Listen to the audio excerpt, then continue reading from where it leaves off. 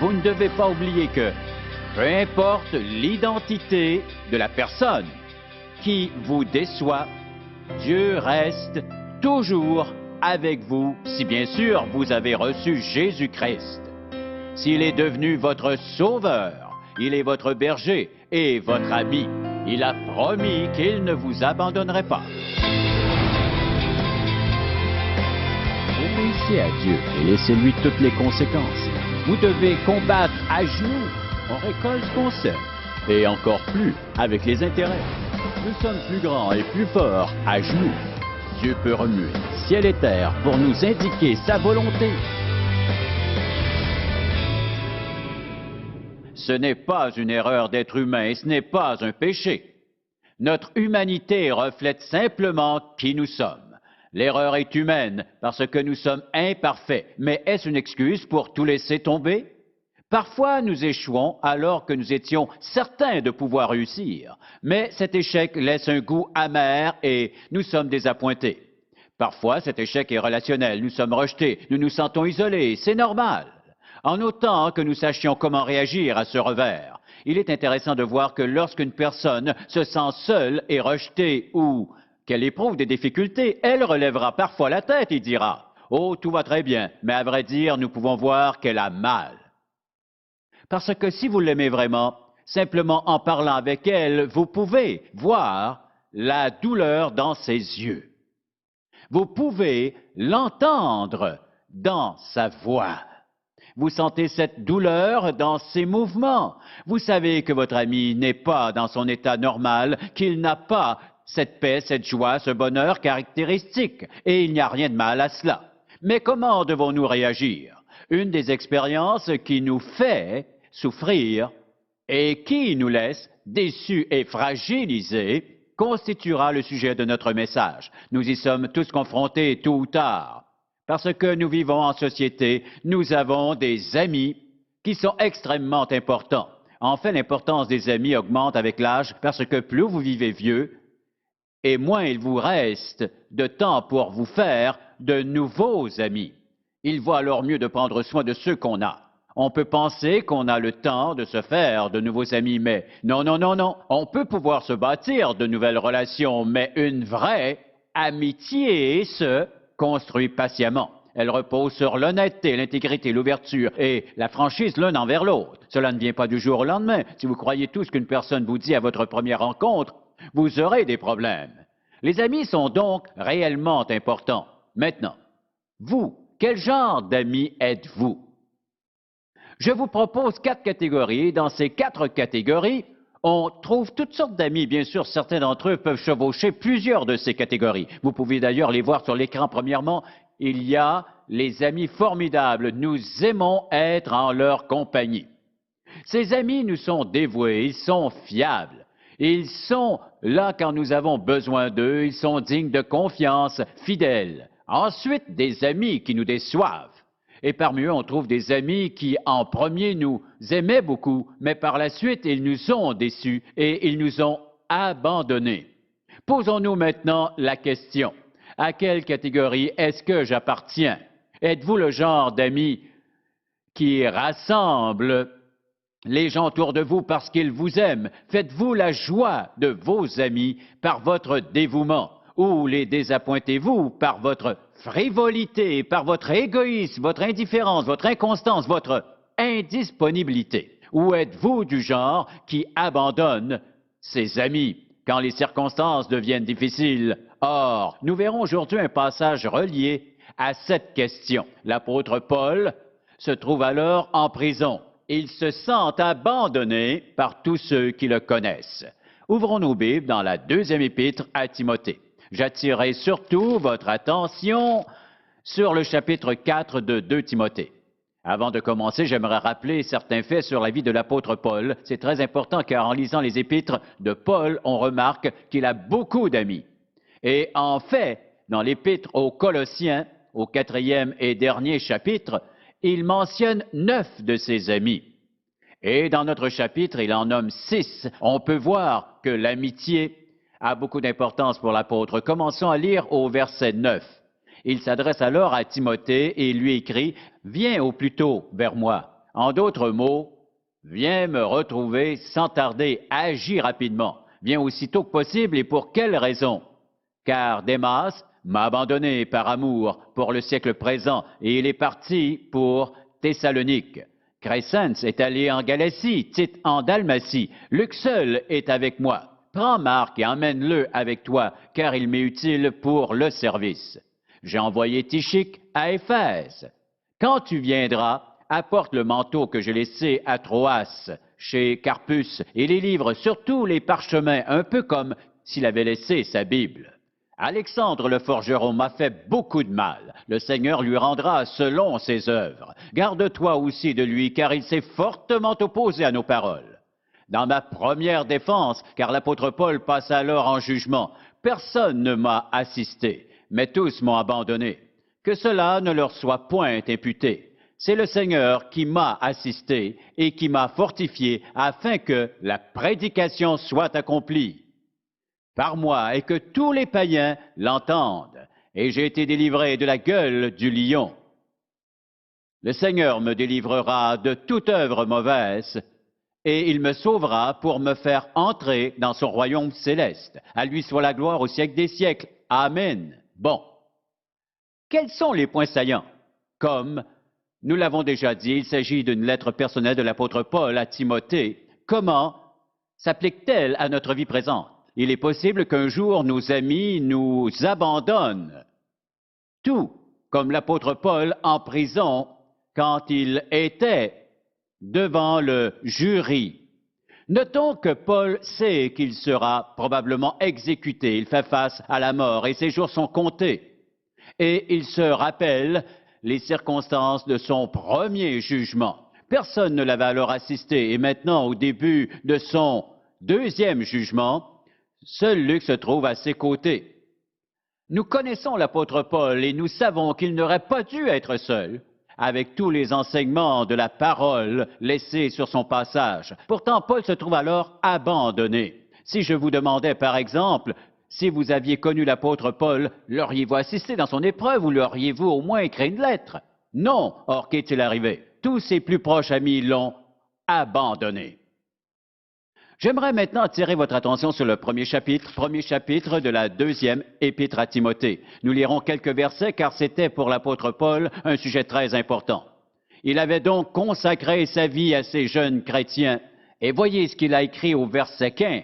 Tu sais que tous ceux qui sont en Asie m'ont abandonné, entre autres Phygèle et Hermogène.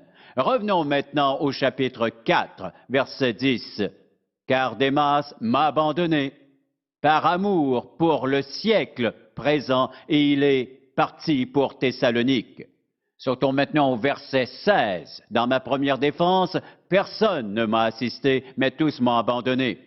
Que cela ne leur soit pas imputé. D'autres pouvaient en dire autant. Dans l'évangile de Matthieu, chapitre 27, quand Jésus est sur la croix, quel atroce cri de douleur lance-t-il? Mon Dieu, pourquoi m'as-tu quoi? Abandonné.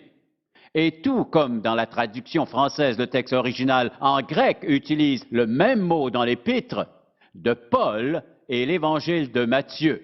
Jésus s'écrit, mon Dieu, pourquoi m'as-tu abandonné? Et Paul écrit, tous m'ont abandonné. On trouve le même mot en grec et en français. Cela nous donne une bonne idée du sentiment qui agitait le cœur de Paul. L'apôtre sentait venir la fin de sa vie. Qu'avait-il fait à partir de sa rencontre sur le chemin de Damas? Paul se consacre entièrement à Jésus-Christ. Il voyage en Arabie où il laisse Dieu corriger sa théologie. Paul connaissait l'Ancien Testament en tant que juif. Désormais, il prêche le nom de Jésus. Il parcourt le monde connu de son époque. Il implante des églises. Je ne parle pas de maison, mais il assemble les gens en Thessalonique et à Philippe, à Corinthe, à Éphèse et à plusieurs autres endroits. Et on le retrouve ici alors que sa vie s'achève. Et là, personne ne l'assiste. Personne pour l'encourager. Et personne ne se présente pour témoigner en sa faveur. Personne ne se trouve à ses côtés. Mais que sont donc devenues toutes ces personnes qui ont trouvé Jésus après avoir été évangélisés par Paul un à un? ou en groupe, elles avaient bel et bien toutes reçu Jésus-Christ par l'intermédiaire de ces petites églises. Où étaient ses amis? Qu'arrive-t-il lorsque les gens nous déçoivent? Voilà ce que nous pouvons apprendre de Paul. Car même un homme comme l'apôtre Paul pouvait être abandonné par ses amis. Ils ne se sont pas montrés lorsque Paul avait besoin d'eux. Ils ne l'ont pas encouragé quand il en avait besoin. Et la même chose peut nous arriver. Vous pensiez qu'ils étaient vos amis, des gens sur qui vous pensiez pouvoir vous appuyer, des gens que vous aviez encouragés. Vous les aviez aidés, aimés, priés pour eux. Vous vous étiez peut-être sacrifiés pour eux, et alors ils vous abandonnent. Ils vous laissent tomber. L'apôtre Paul se trouvait dans la même situation. Et pensez seulement aux années qu'il avait investi dans ces hommes, par exemple, Démas, mais au cours d'un voyage missionnaire, il a préféré s'enfuir. Il a pris peur et il est parti. Nous retrouvons Paul alors qu'il passe en cours pour la deuxième fois. Personne. En fait, même avant l'heure de son premier jugement, d'autres chrétiens, des pasteurs de l'extérieur, le critiquaient sévèrement au lieu de l'appuyer et de l'encourager. Je ne sais pas qui sont vos amis, mais si vous êtes un véritable et sincère ami, vous devez être fiable. Aidez vos amis, les encourager, priez pour eux, les aimer et leur donner le support dont ils ont tant besoin. Si cela ne fait pas partie de votre vie, vous n'êtes pas un véritable ami. Et souvent, les gens qui prétendent être nos amis veulent quelque chose. Ce n'est pas de l'amitié. Ce ne sont pas des amis, si c'est leur motivation. S'ils veulent vous donner quelque chose, ils sont de vrais amis, car lorsque vous donnez, vous recevez en retour. Et souvent, nous sommes blessés et meurtris lorsque nous sommes ainsi abandonnés. Deuxièmement, de telles circonstances, le pardon est absolument nécessaire. Le pardon est absolument essentiel et doit prévaloir malgré la blessure, même si on nous abandonne. Or, la réaction de Paul est intéressante, parce que d'une part, nous ressentons avec acuité la douleur de l'apôtre Paul à travers ses paroles, mais d'autre part, on n'y trouve aucune condamnation. Il aurait pu dire « quelle bande de faux frères », car il vit une expérience excessivement pénible. Il se sent isolé. Et cet isolement peut être très douloureux. L'isolement peut être traumatisant pour une personne, particulièrement au seuil de la mort.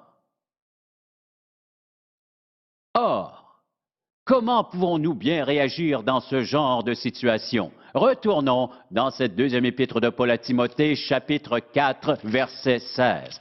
On peut voir l'attitude du pardon. À ma première défense, personne ne m'a assisté, mais tous m'ont abandonné. Que cela ne leur soit point imputé. Où a-t-il appris à pardonner de la sorte? Qu'est-ce que Jésus a dit? À ses persécuteurs, il a prié, « Père, quoi? Pardonne-leur, car ils ne savent pas ce qu'ils font. » Nous ne savons pas si Paul était sur place, mais nous savons qu'il a assisté à une autre scène. Car c'est ce même Saul de Tarse, Paul, qui deviendrait apôtre, qui gardait les vêtements des bourreaux pendant qu'il lapidait Étienne à mort. Ses dernières paroles furent « Seigneur, reçois mon esprit. » Ne leur impute pas ce péché. Plus tard, devenu l'apôtre Paul, et que ses amis l'abandonnent, le souvenir du martyre d'Étienne semble encore vivant chez Paul. Et il peut pardonner à son tour en tenant rancune envers une personne qui vous maltraite. Vous ne pouvez pas guérir. Et selon toute évidence, Paul l'a bien compris. Puisqu'il dit que cela ne leur soit point imputé. En d'autres mots, il enseigne à Timothée comment pardonner. Passons maintenant au troisième point. Et pour ceux d'entre vous qui prennent des notes, vous pouvez voir ce troisième point là-haut sur l'écran. La présence fidèle du Seigneur nous soutient quand les autres nous déçoivent. C'est un élément très important, je vous conseille de le noter. La présence fidèle du Seigneur nous soutient quand les autres nous abandonnent. Revenons à Paul. Dans le chapitre 4, verset 16. Dans ma première défense, personne ne m'a assisté, mais tous m'ont abandonné. Que cela ne leur soit point imputé. Et ensuite, au verset suivant, Paul est consolé. C'est le Seigneur qui m'a assisté et qui m'a fortifié, afin que la prédication soit accomplie par moi et que tous les païens l'entendent et que j'ai été délivré de la gueule du lion. Ensuite, le Seigneur me délivrera de toute œuvre mauvaise et il me sauvera pour me faire entrer dans son royaume céleste. À lui soit la gloire au siècle des siècles. Quel message Paul cherche-t-il à nous communiquer? C'est simplement celui-ci. Même si ses amis l'ont abandonné, il sait que le Seigneur lui-même, Jésus-Christ, qu'il aime, reste près de lui. Or, quand il regarde autour de lui, il n'a aucune preuve. Pourtant, avec les yeux de la foi, il dit que le Seigneur l'assiste. Nous en dégageons ce principe. Au fond, peu importe qui vous laisse tomber, vous abandonne, vous avez le Seigneur qui vous assiste si vous êtes un disciple de Jésus-Christ. Si vous l'avez reçu comme sauveur, il est votre berger et votre ami. Il ne vous laissera pas, ne vous abandonnera pas. Or, il est intéressant de noter l'emphase de Paul dans sa théologie. En fait, l'ensemble et l'essence de la théologie de Paul peuvent être résumés en deux mots. En Christ. Voilà la clé des enseignements de Paul. Par là, il veut simplement nous dire que Jésus-Christ vit à l'intérieur du croyant. Lorsque vous l'avez personnellement reçu comme sauveur, le Seigneur Jésus-Christ est venu vivre à l'intérieur de vous par la présence et la personne de son Saint-Esprit, parce que tous les croyants sont habités par le Saint-Esprit qui est venu vivre en nous et à travers nous la vie de Jésus-Christ. Et peu importe qui sont les gens présents ou absents autour de vous, vous avez Christ qui vit en vous. La Bible affirme qu'il est assis à la droite du Père. Et que fait-il là? Il agit comme superviseur, car Jésus-Christ est le souverain maître de l'univers. Vous avez en vous le Dieu Tout-Puissant. Et même si les gens vous persécutent d'une quelconque façon, ils ne peuvent pas vous enlever Jésus. Même si dans votre faiblesse vous vous égarez, il reste là. Vous l'avez en vous et il est l'éternel roc. Vous avez en vous le don de la vie éternelle. Vous avez l'éternel Fils de Dieu qui vit en vous. Et peu importe qui vous abandonne, le Seigneur Jésus reste avec vous. Il est là pour vous aider en toute situation de vie. Or, comment Paul vivait-il l'isolement?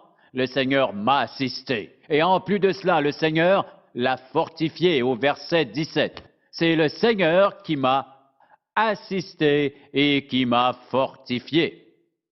Tournons dans l'Épître aux Philippiens. Bien sûr, tout le monde connaît Philippiens 4.13, mais allons plutôt dans Philippiens 2.13. Considérons un moment comment Dieu nous accompagne dans les bons et mauvais jours. D'abord, il nous assiste et nous fortifie. Et ensuite, dans Philippiens 2.13, car c'est Dieu qui produit en vous le vouloir et le faire, selon son bon plaisir.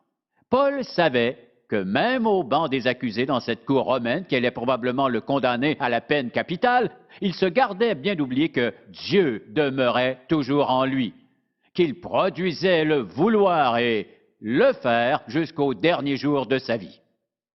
Et même si ses amis n'étaient plus là pour l'assister, alors qu'il faisait face à la peine de mort, Paul n'a jamais sombré dans le découragement. Il aurait pu se plaindre, « Regardez-moi cette bande d'ingrats qui m'ont abandonné après tout ce que j'ai fait pour eux », mais Paul n'était pas comme ça, et nous ne devrions pas l'être. Soyons plus forts dans le Seigneur, sachant que c'est le Christ qui vit à l'intérieur de nous. Paul ne s'est jamais apitoyé sur son sort. Et pourquoi? Parce que l'apôtre Paul savait à quoi il servait. Et c'est ce que je vous répète semaine après semaine après semaine après semaine. Nous devons bien comprendre que notre relation avec Christ est tout ce dont nous avons besoin, car il peut tout faire en nous. Il sera toujours là pour nous fortifier, nous encourager et nous habiter. Ainsi donc, nous avons cette force surnaturelle à notre disposition à l'intérieur de nous.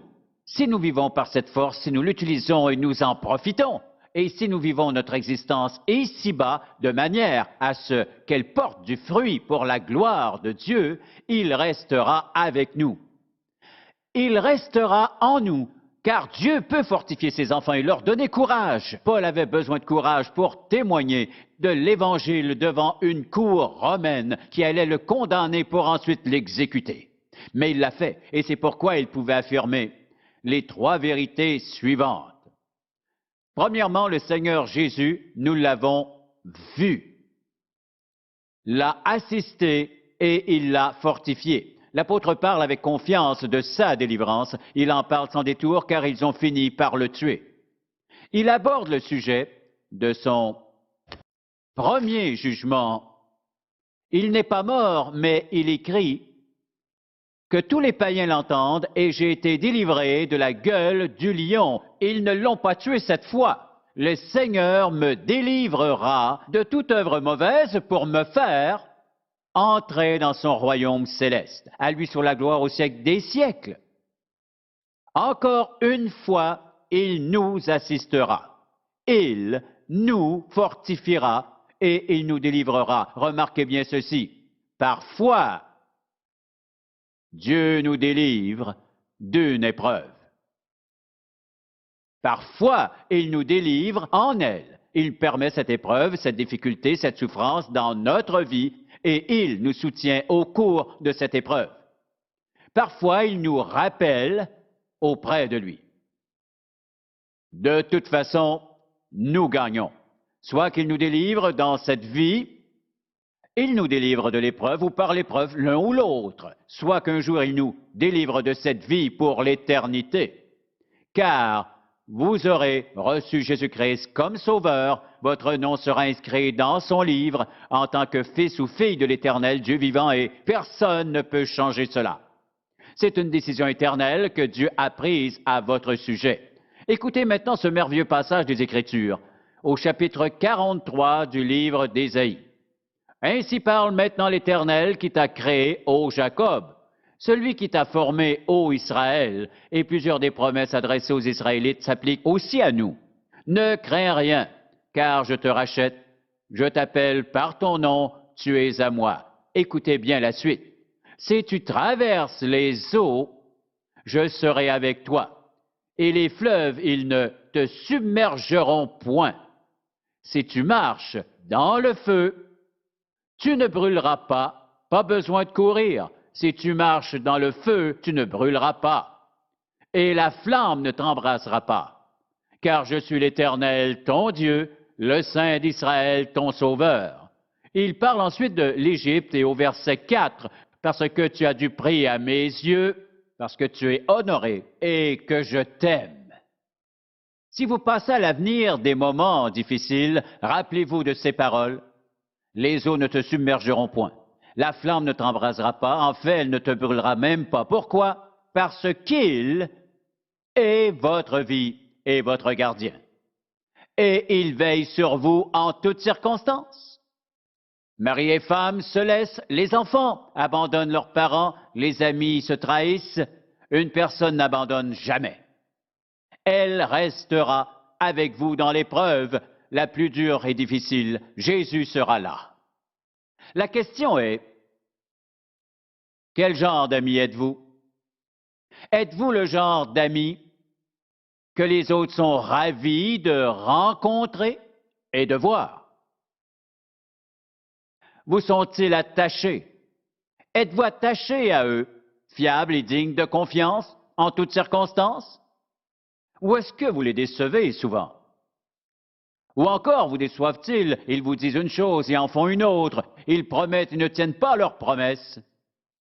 Ils vous assistent aujourd'hui mais pas demain. Ils sont comme la température. Ce sont des amis des beaux jours. Mais pendant les jours d'orage, ils s'envolent au gré du vent. Avez-vous déjà abandonné un de vos amis alors qu'il avait désespérément besoin de votre présence, peu importe les raisons? Vous a-t-on déjà abandonné, à bout de force, des gens dans lesquels vous vous étiez investi et pour qui vous aviez prié de tout votre cœur et qui vous ont laissé tomber? Comment avez-vous réagi? La Bible nous enseigne comment réagir comme d'authentiques chrétiens. Que cela ne leur soit point imputé, pardonne-leur, malgré tout. Nous avons tous eu mal à cause du rejet. Et si ça ne vous est pas arrivé, c'est sans doute parce que vous êtes encore très jeune, mais cela vous arrivera. Sachez cependant une chose, vous ne pouvez pas forcer les gens à vous aimer ou avoir besoin de vous. Mais une chose est certaine, vous pouvez pardonner malgré tout. Pardonner, c'est guérir. Et si vous voulez de bons amis, fiables et dignes de confiance, sur qui vous pouvez vous appuyer, soyez-en un pour les autres. Or, quand Jésus-Christ vient dans la vie d'une personne et qu'elle commence à comprendre le vrai sens de la vie chrétienne, elle veut devenir un bon ami. Au lieu de vouloir des amis, vous en devenez un. Et pendant tout ce temps, voici ce qui arrive. Un authentique ami. Une personne capable d'être un authentique ami est comme un aimant. Elle attire ses semblables. D'autres qui veulent eux aussi être de vrais amis. Oh, vous attirez également des parasites. Mais vous aurez le discernement de les reconnaître par leur égoïsme. Or, quand nous devenons de véritables amis, notre influence et notre témoignage deviennent plus forts. Et nous savons d'où vient cette force. Elle nous vient de Jésus-Christ. Amen. Amen. Père, nous te remercions que Jésus ait dit à un groupe de disciples, « Vous êtes mes amis ». Ils ne comprenaient peut-être pas ce qu'il voulait dire, mais maintenant, par ton Saint-Esprit, nous le savons. Je prie que ce même Saint-Esprit enracine ce message dans le cœur de toute personne qui l'entend présentement, qu'il évalue leur qualité en tant qu'amis et qu'il évalue les amis autour d'eux. Je prie que ton Saint-Esprit travaille dans le cœur de ceux qui ne sont pas sauvés, qui ne connaissent pas Jésus comme un ami dont ils auraient besoin, pour qu'ils découvrent ce que peut être un vrai ami. Nous t'en prions en son nom. Amen. Pour obtenir plus d'informations sur les ministères en contact ou pour savoir comment entretenir une relation personnelle avec Jésus-Christ, composez notre numéro de téléphone ou écrivez-nous en utilisant l'adresse sur votre écran. En contact avec Charles Stanley a été réalisé par la grâce de Dieu et la fidélité de nos partenaires de ministère à travers le monde.